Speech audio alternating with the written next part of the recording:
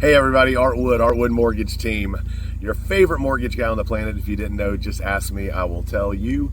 It's cheap weather. You get a couple of months in the year in Atlanta to drive a Jeep and be comfortable without being hot or cold.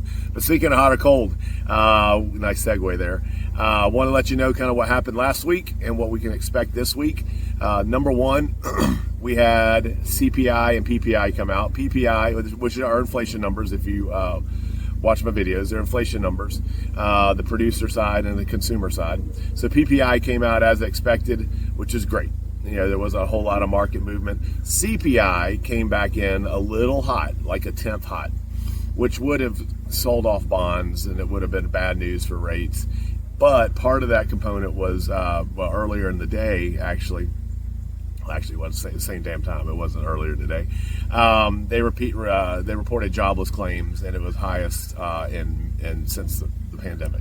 So there were some push-pull effects there on rates. So it kind of stayed fairly flat. But the big news last week was also that all right, catch this. We over-reported jobs last year by 911,000. So there are almost 1 million less jobs than what was reported last year. I don't know how that happens, but normally we can expect a big revision. It was 800 and something last year. So half the number of jobs that were reported to be created were not actually created last year. So what that brings us to, is this week on Wednesday, you have the Fed decision.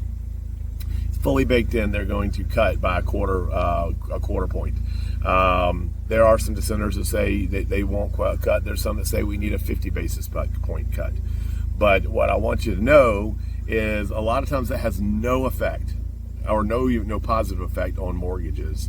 If you remember last fall, they cut 100 basis points between 3 months, and we actually got worse in rate.